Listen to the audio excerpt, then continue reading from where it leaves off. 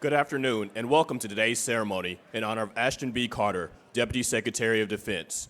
Please stand for the arrival of the official party and remain standing for the presentation of colors and the singing of our national anthem.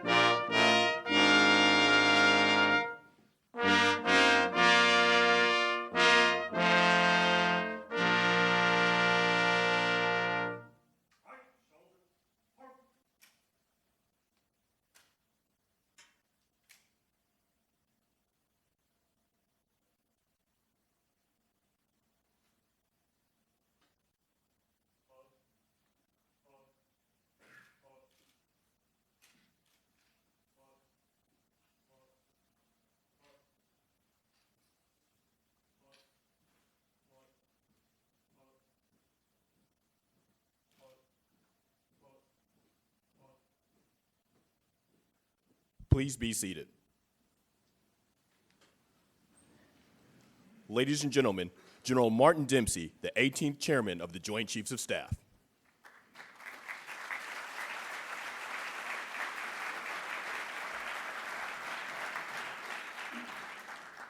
Well, it's my honor to begin the festivities today as we celebrate, and I do mean celebrate, the career and accomplishments and contributions of Dr. Ash Carter, who has served most recently as our Deputy Secretary of Defense. It's really quite an impressive gathering of people. Can't be much getting done in the government right now, at least in the executive branch. Well, actually all over the government, probably not much getting done. But I do want to welcome you all here. I speak on behalf of the Joint Chiefs, and we're going to give Dr. Carter an award here in a moment, our highest award to a civilian in recognition of what he's done for the force.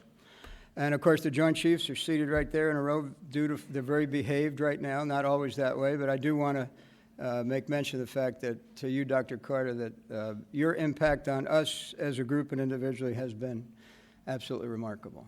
And we can't thank you enough for the things you've done, but more on that just in a moment. First thing I want you to know, though, is I took the time to Google Ashton before I came here today. And you'll be interested to know that when you Google Ashton, you get 3 returns. Ashton Kutcher. Can we get the picture of Ashton Kutcher up there? There we go. Ashton Kutcher has been described as hot, but a kind of a mediocre model turned actor. You also get Ashton Irwin. Ashton Irwin is also hot, but a mediocre drummer for an Australian boy band. And then, of course, you get Ashton Carter, who has been described by some as a middle-aged uberwonk, and in the words of Politico, makes think tankers' hearts flutter. Now, in the words of Paris Hilton, now that's hot. However, hot in DoD terms takes on a completely different meaning. Issues are hot, suspenses are hot, regions are hot. And I can tell you that no one has handled the heat like Dr. Ash Carter. We're proud of him. We're thankful for what he's done. And we're very appreciative of the way you've done it. Not just what you've done, but the way you've done it. It's lucky for us that you have worked without glamour or fame behind the scenes to make sure through good management and common sense and discipline that we are an organization that continues to adapt to the challenge that we find in front of us. He did it all again without fanfare. In fact, I think he's been called the most important, least known figure in Washington, or some language to that effect, and I agree with that. He did have a brief recent brush with fame when he decided to give back 1/5 of his paycheck during the recent furloughs, and he in fact became known as the superhero of sequestration. I don't know if that's a title I'd actually aspire to have myself, but it worked for you, I think, and we did, in fact, respect his willingness to put skin in the game, to be personally invested, and to think big when many around him were thinking small.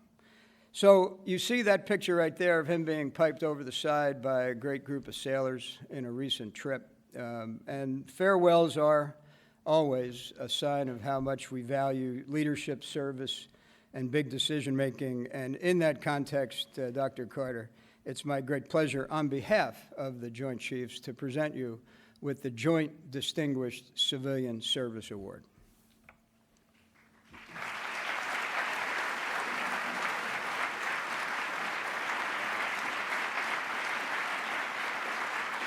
Attention to orders.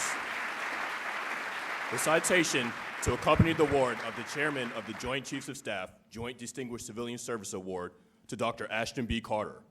Dr. Ashton B. Carter distinguished himself by exceptionally superior service while serving as the Deputy Secretary of Defense and Undersecretary of Defense for Acquisition, Technology, and Logistics from April 2009 to December 2013. Throughout this period, Dr. Carter provided outstanding stewardship in the assessment, budgeting, and management of the security posture of the United States. As a senior leader in the department, he quickly recognized the complex capabilities of our nation's military force and continually strove to ensure it was utilized in the most effective manner to serve national strategic goals. His superior leadership style and tireless devotion to duty were instrumental to the establishment of critical liaison efforts with the Chairman of the Joint Chiefs of Staff and the Geographic Combatant Commanders.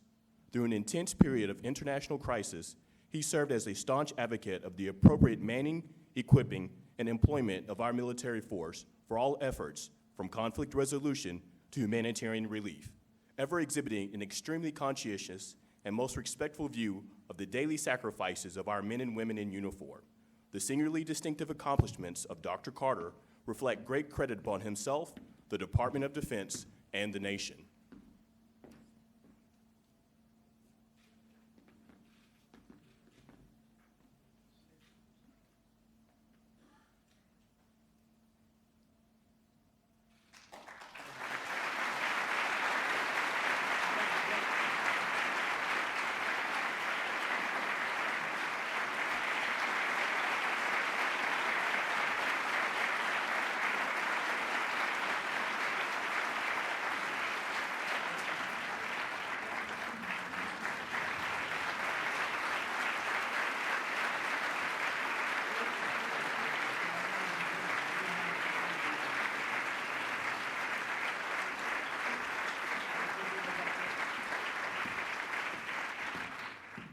Thank you, General Dempsey. Ladies and gentlemen, Dennis McDonough, White House Chief of Staff.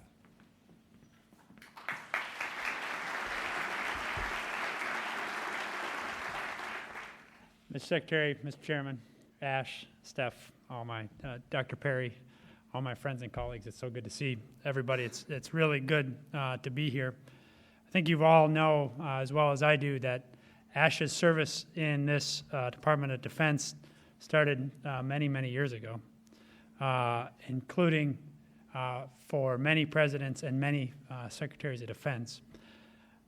Even outside of government, when the Republicans were running the government, Ash continued his service as both a member of the Defense Science and Policy Boards, which indicates what we all know about Ash. But let me tell you, when I met him, was in about 2002, and Democrats had just had our butts whipped in the midterm elections on national security. So President Clinton and Senator Daschle at the time reached out to Dr. Perry and to Ash for new thinking on the thing that dominated the national public debate at the time, national security. And I remember getting to know a person on that panel that the Democratic senators had impaneled at the time as Ash Carter. Some thought he was a dove, having written a very hard-hitting study about Star Wars technology in the 1970s and 1980s. Some thought him a hawk, and I think when I saw an op-ed that he and Dr. Perry wrote some years later about a missile test that the North Koreans were considering in the 2000s, I thought, boy, that's a guy I'd like to work with. And what it became clear to me is that Ash is neither hawk nor dove. He's a man who just likes to get stuff done. And he is a guy who's influenced not by ideology, but by facts. And that's a hallmark of what he brings to everything we do and have done together. Because after all, he's a man of science, a man of data, and ultimately a man of action. So I guess I used to like to think about it as we watched him and all the work he did in ATL, where he was bound and determined to make the acquisition system much more agile and much more responsive to the customer, namely the troops in Iraq and Afghanistan. I saw him as exactly that, a man of action. And we used to like to say that, consistent with his training in physics, Dr. Carter in motion will tend to continue to be a Dr. Carter in motion. And I think he demonstrated, in fact, that there were no immovable objects, even when it came to acquisition. The same continued, of course, when he became the deputy, where he had an unfailing focus with Steph, incidentally, as they just have done, spending Thanksgiving in Afghanistan with the troops, an unfailing focus on the troops and on the mission. And when you think of the things that he accomplished as deputy, the most powerful but least known person in Washington, as the chairman said, he kept us focused on the main priorities, both today but into the future. His role in that regard on the Asia pivot, on the budget challenges we faced as a result of choices we made, and frankly, sadly, choices we've been unwilling or unable to make. Ash has unfailingly kept us focused on that mission. And as I said to a smaller group the other night, when you think about the things Ash has done or made happen, you're left with a very lasting impression of a very influential Deputy Secretary of Defense. But when you think of the things that he ensured did not happen, you recognize just how lasting his impact will be.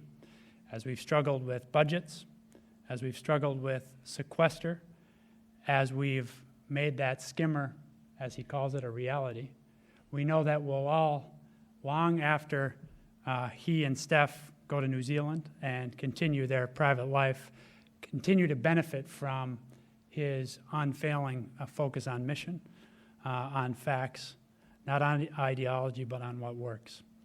So consistent with the fact that we're in a sequester, I don't come armed with an award or a medal from the White House. That went out with the 2011 budget deal, as you know. I do come with an inscription that Susan and I talked to the President about, and it's signed by the President, and it simply says, Ash, thanks for your extraordinary work in keeping America safe. You have made a difference. That is unfailingly true about you. We'll miss you sorely. We'll benefit from your work for many, many years ahead, and I wish you guys all the best as you go back to civilian life. So, Ash, thanks very much.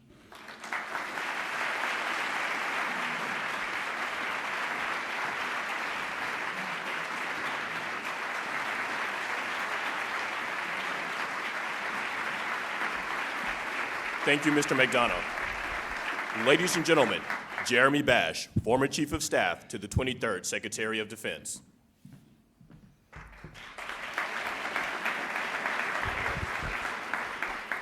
Mr. Secretary, Mr. Chairman, Dr. Perry, Stephanie, and Ash, I'm here to read a letter from Secretary Panetta.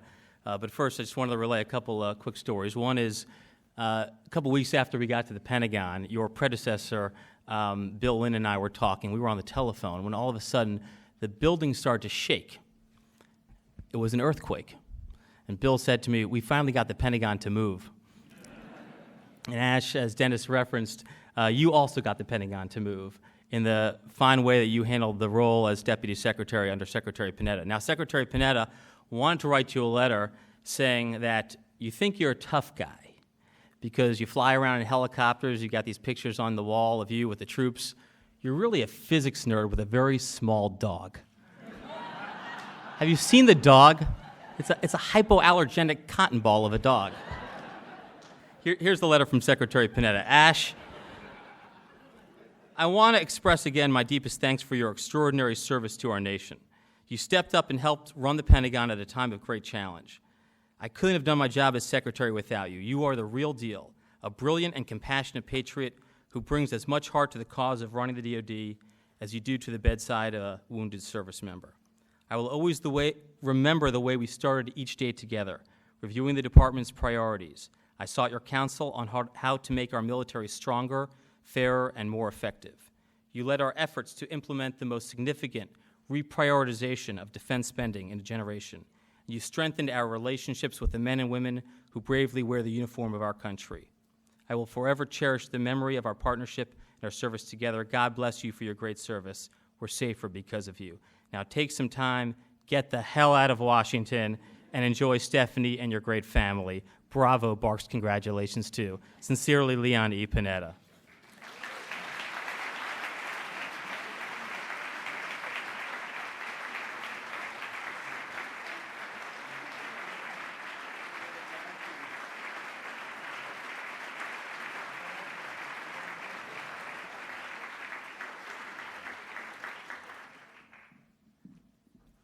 Thank you, Mr. Bash.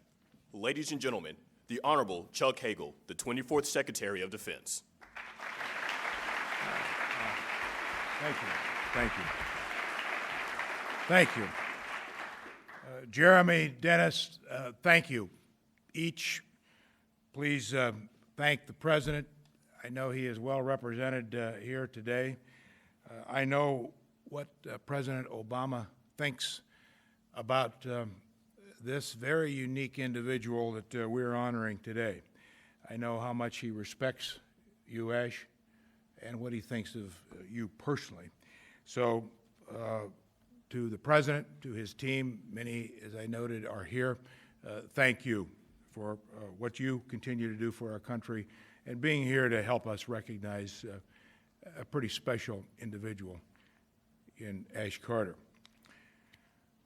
I want to also note, as has already been mentioned, the group assembled here to thank you, Ash, and to acknowledge you for what you have done these last 5 years for this country and for all of us. And to you, Stephanie, and to Ash's family, who is gracing us today with their presence, in particular his two sisters, who shaped this very unrefined piece of clay early on in his life. You've done a pretty good job, and I know you take some credit, and I know you take a lot of pride in your brother.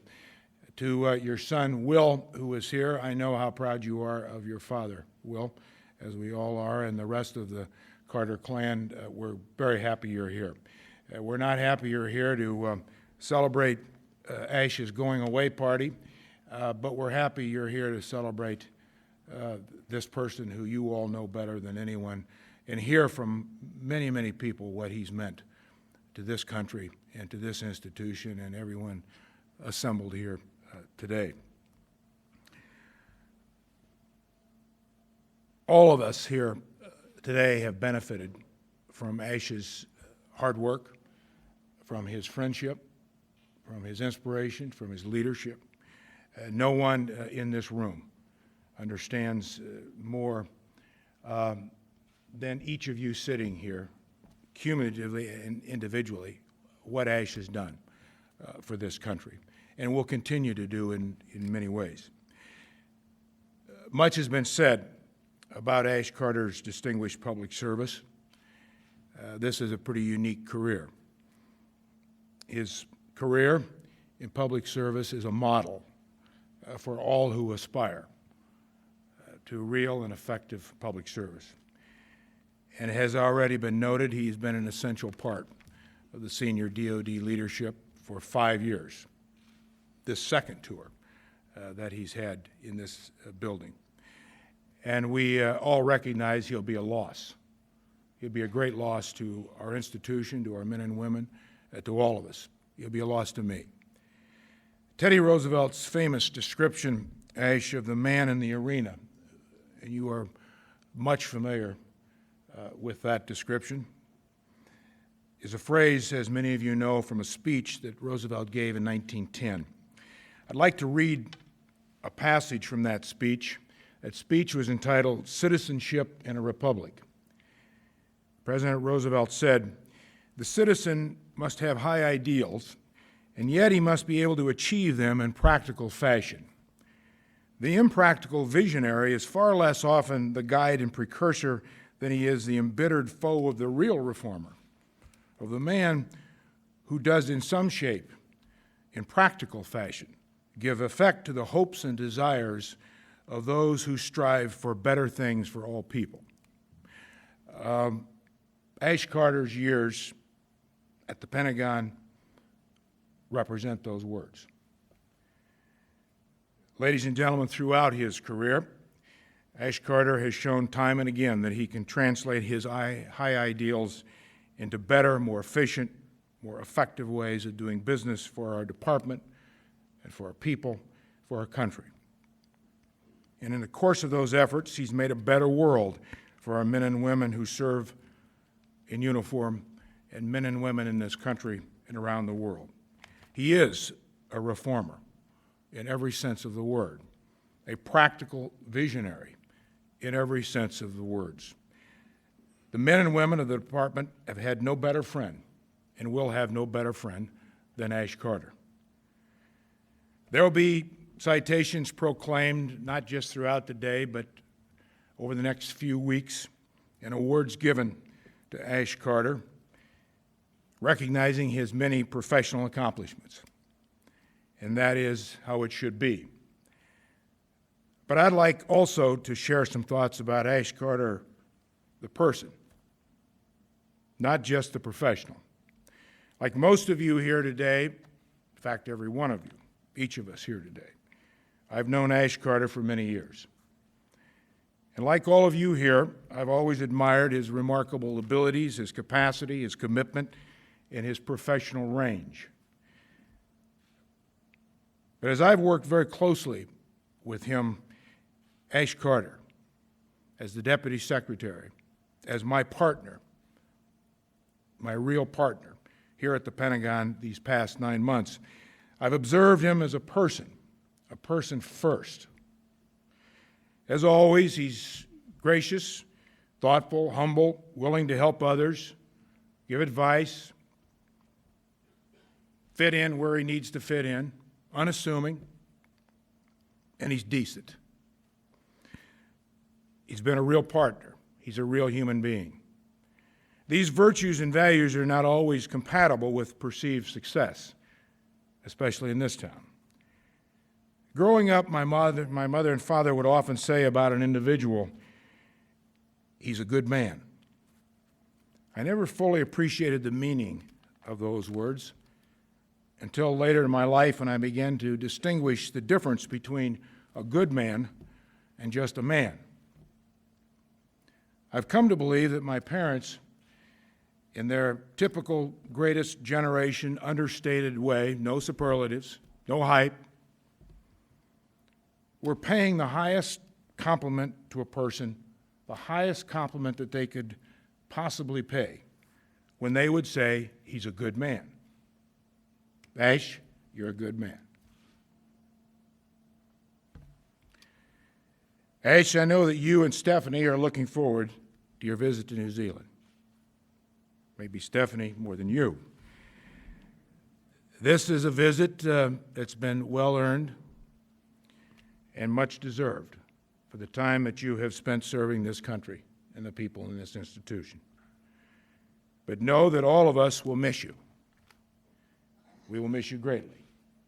And thank you for your years of contributions and leadership to this department, to the men and women all over the world who you so faithfully served and to your country.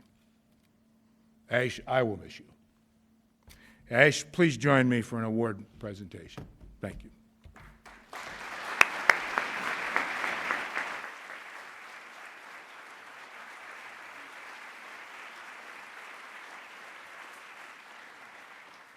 Attention to orders. The citation to accompany the award of the Department of Defense Medal for Distinguished Public Service, Gold Palm, to Ashton B. Carter. The Honorable Ashton B. Carter is recognized for distinguished public service as Deputy Secretary of Defense from March 2013 to December 2013. Dr. Carter played an essential role in guiding the department's activities during a period of tremendous challenge and opportunity. He led the department's strategic choices and management review to help prepare for all budget contingencies, inform fiscal guidance for the military services, and anchor the 2014 Quadrennial Defense Review.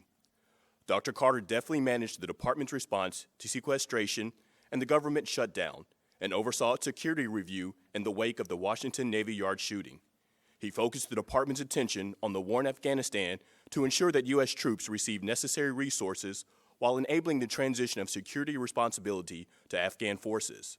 Dr. Carter has been a tireless advocate to ensure U.S. service members receive the highest quality care and seamless transition support.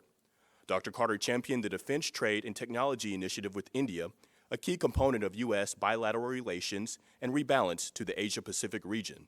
In every aspect of his performance, Dr. Carter displayed the highest levels of professionalism, dedication, and judgment. His distinctive accomplishments reflect great credit upon himself and the Department of Defense.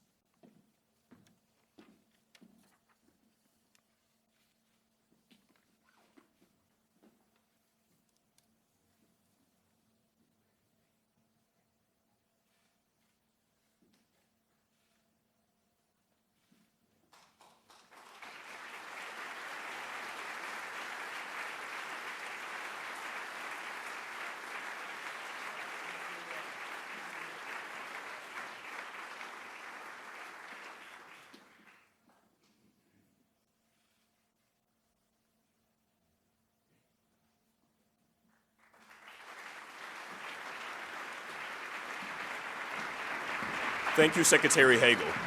Ladies and gentlemen, Deputy Secretary Ashton B. Carter.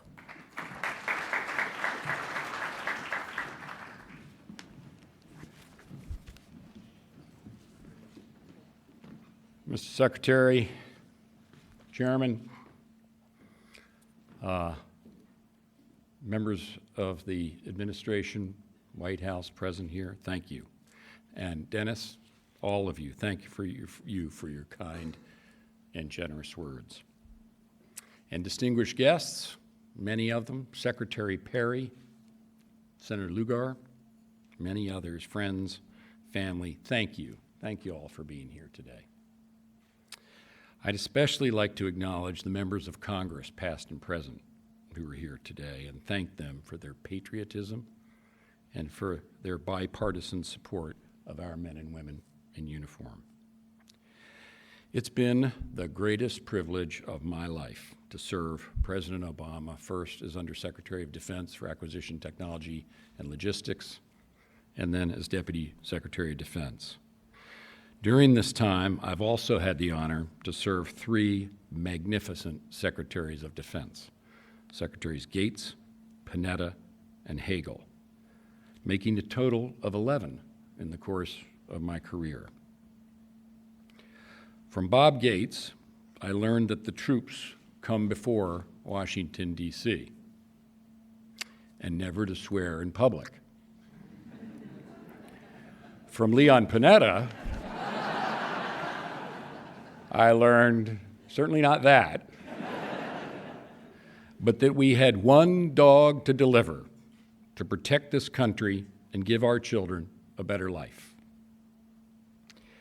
Secretary Chuck Hagel, I've known as a friend and admired as a leader and manager for more than 20 years. And there's so many things that make you an inspiring Secretary of Defense. But there's one especially that makes me love working for you every long day.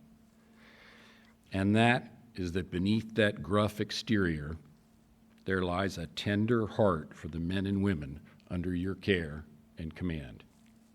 Thank you for that.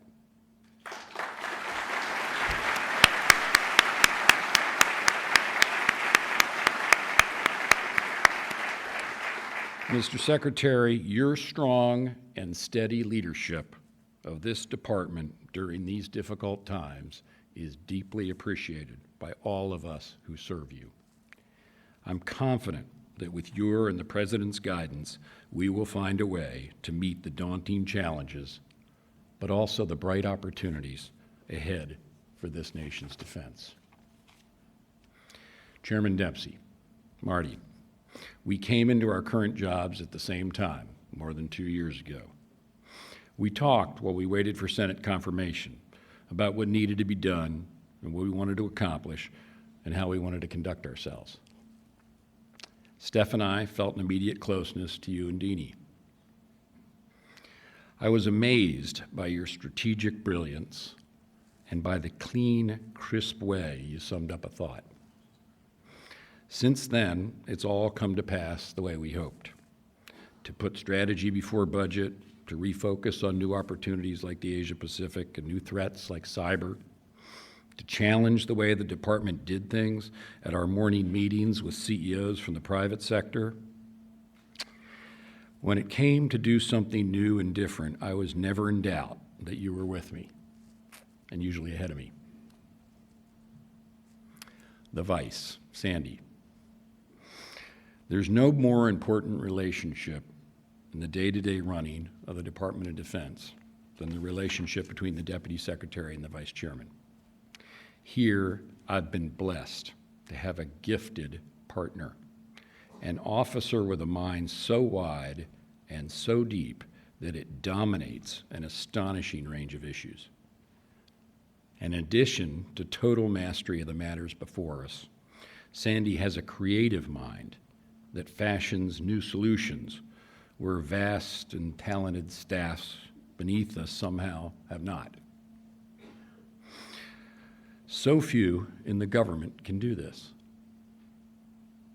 And normally in Washington, when an issue is hot, everyone swarms and jostles to get into the act. For me, with Sandy, it was usually the opposite. If I saw Sandy wrestling with a problem, I would feel safe moving on to work another of our many headaches, knowing that Sandy would work the first as well as better than I would. And Dennis McDonough, who's the quarterback of the president's team, and so many members of the president's team present here, our cabinet secretaries, our national security advisor, our director of national intelligence, and many others. For Dennis, now he's gone now, he's back doing what he's doing, but I'll just say it about him. He's the quarterback of the president's team, so many of whom have been gracious enough to come here today. I thank him, I think we all should thank him, for his indefatigable energy, his organizational talent, his policy brilliance, that with which he gives us order and direction. All this with an unfailing decency and civility, so rare in Washington and so true to our president. And my friend and partner, Jeremy, I used to call him my co-deputy because how effortlessly we divided our duties to support the Secretary. Thanks for that message from Secretary Panetta. And Mr. Secretary, if you're watching, I wish you well beneath the walnut trees. Now, nobody accomplishes anything in this building or in this town without other people. And here I have truly been blessed with a spectacular OSD constellation, including Undersecretaries Frank Kendall, my successor at AT&L, and before that, my trusted deputy, Jim Miller, partner of decades now, Bob Hale, Mike Vickers, Jess Wright, the sparklingly brilliant Christine Fox, and literally hundreds of others of career officials that I know now by name, by face, and by talent. Service secretaries, my brothers, John McHugh and Ray Mabus, Mike Donnelly before him. Joint Chiefs, Ray Odierno, John Greener, Jim Amos, Mark Welsh, Frank Grass. Combatant commanders, including those not able to be present today, and all of your subordinate commanders, so many of whom I know now down many links of the chain of command, by name, by face, and by talent. And I can't say enough about my own staff, Team DSD, my family.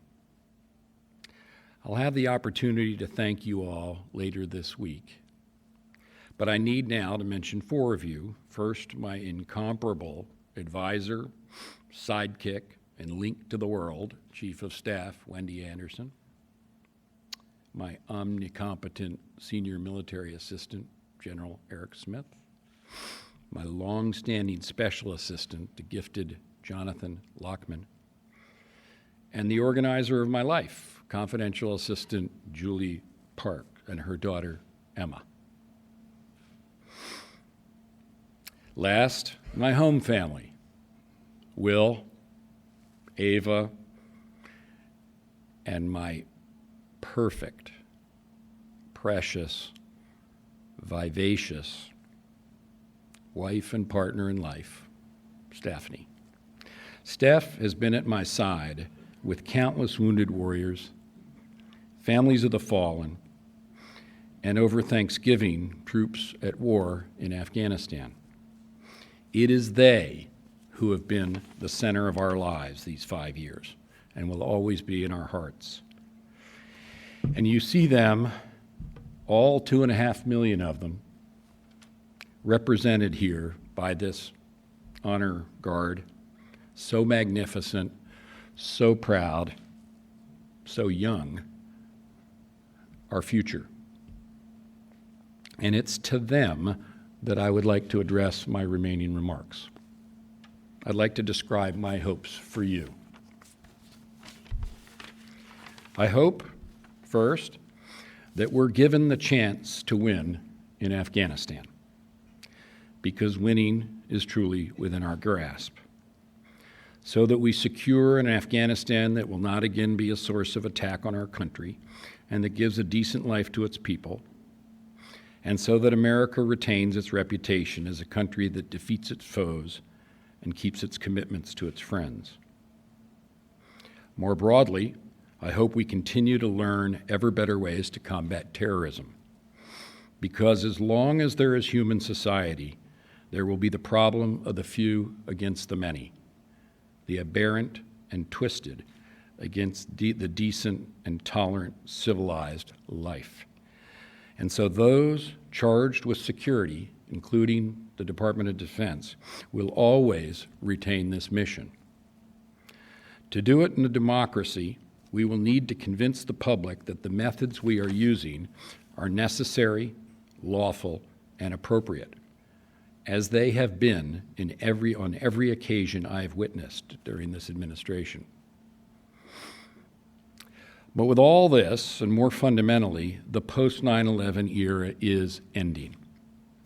And I hope that we continue to turn a strategic corner, to leave behind the era of Iraq and Afghanistan and Osama bin Laden, and face this department towards the challenges and opportunities that will define the future for you, our successors as soldiers and citizens. I hope, for example, to see us continue the so-called rebalance to the Asia-Pacific, where so much of humanity's future will be written, and where peace and prosperity will depend in the future, as it has for decades, on the pivotal stabilizing role of U.S. military power. I hope to see us invest in new capabilities for you in cyber, special operations forces, space, ISR, counter weapons of mass destruction, electronic warfare, and dramatically new things that we don't talk about that will surprise the world, all so that you have the most technologically advanced systems. And in medical advances like brain injury, so that your wounded comrades live long and full lives. And I hope to see us enhance the number and capabilities of the alliances and partnerships that the U.S. only, because of the values it represents, has. Our challengers and antagonists have none. Whether in the Middle East, Asia, Africa, Europe, South America, and add new ones, like India, so that you don't have to bear the world's security burden alone. To make this, the President's and our Secretary's vision of your strategic future a reality for you, I hope that we, in our generation, change the way we do things. We can fulfill our strategic destiny as the single most important provider of security to the world without the ever-increasing defense budgets we once enjoyed. But the turbulence surrounding governance in Washington is having serious effects. It injects inefficiencies into our programs and industry that we are striving to have deliver better buying power to the taxpayer for their dollars. It's unsafe because it affects the readiness of the forces that would respond to contingencies. It's dispiriting to and unworthy of the patriots, military and civilian, who serve this government. Most seriously, it embarrasses us in front of friends and allies, and also potential opponents. A great and strong nation needs a working government. What's regrettable in all this is that it's not the result of any objective external force. It's not that the country's in an economic decline and can't afford an adequate defense. It's not that it's the true answer to deficit reduction. You can do the arithmetic. It's not that we've made a breakthrough in military technology that somehow makes our forces unnecessary. And it's surely not because the world is suddenly a safer place. It's purely the result of political gridlock. And you, our future soldiers and citizens, deserve better. At the same time, though, I hope to see us continue to change the way we do business in DoD, sometimes in fundamental ways. And I hope Congress will support that change in eliminating waste and unneeded facilities, basing, and overhead that are tail and not tooth. the way the Secretary has led by slashing his own office costs right here in the Pentagon, and in balancing the growth of your own pay with the rest of the budget so that we can afford more of you fine young people in uniform and equip and train you so that you're safe and successful in combat. All of this, I hope, for you, our amazing force represented by you here. And I have complete confidence that with President Obama, Secretary Hagel, and this superb leadership before you, the department will meet all the management challenges and grasp all the right strategic opportunities ahead for your America. For Steph and me, we will watch them with admiration and continue to behold you, our troops, with deep respect and loving care. You will always be in our hearts. Farewell.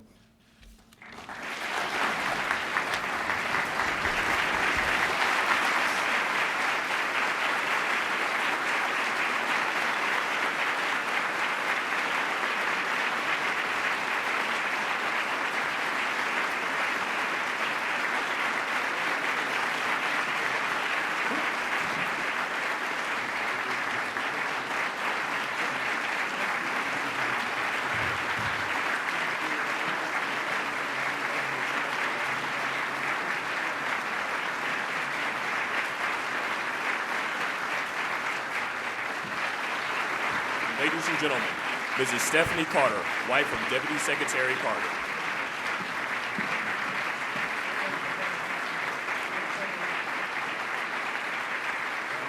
Surprise! Here you cry, baby.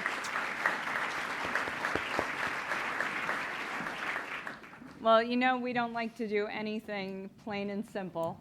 And Ash, I have a little surprise for you. We wanted to put our own little personal mark on this.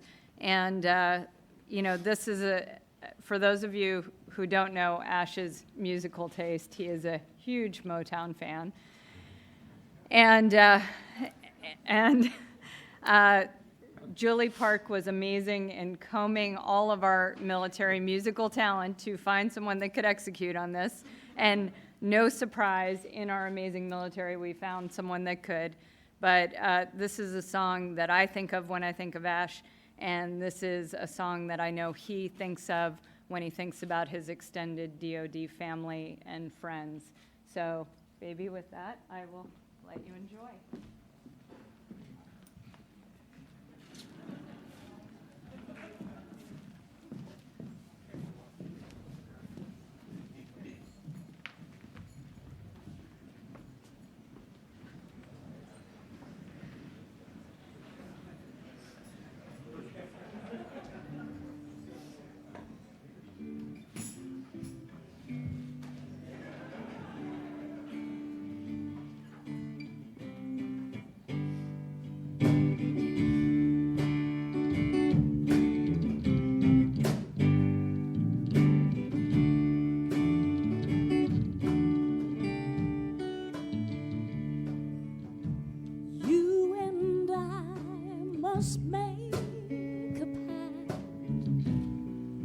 We must bring salvation back where there is love. I'll be there. I'll be there. Yeah. I'll reach out my hand to you. I have faith in all you do. Just call my name, and I'll be there. I'll be there, and oh, I'll be there to comfort you, to build my world of dreams around you. I'm so glad that I found you, and I'll be there with a love that's strong. I'll be your strength. I'll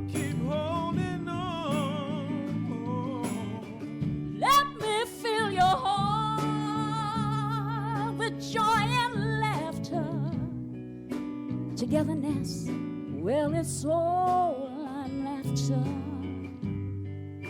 Just call my name and I'll be there.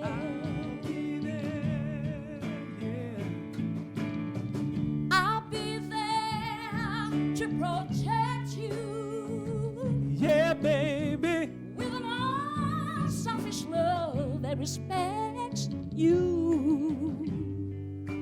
Just call my name and I'll be there. I'll be there. Oh, I'll be there to comfort you, to build my world of dreams around you. I'm so glad that I found you. I'll be there with a love that's strong. I'll be your strength. I'll keep holding on, holding on. If you should ever find someone new, I know she better be good to you. 'Cause if she doesn't, I'll be there. Don't you know, baby, yeah, yeah, I'll be there. I'll be there. Oh, just call my name and I'll be there.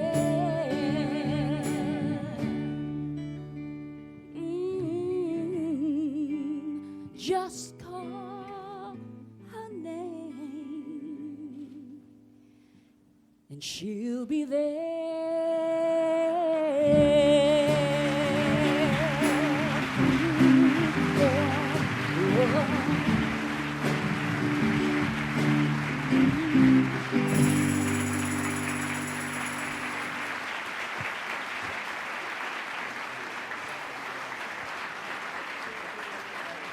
That was truly lovely.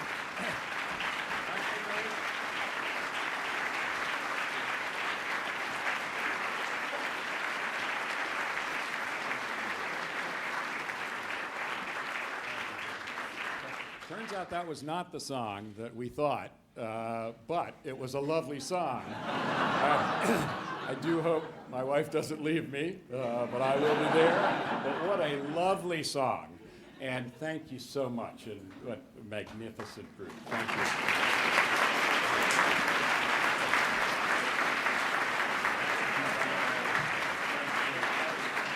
Ladies and gentlemen, this concludes the formal portion of today's ceremony. Please stand for the departure of the official party.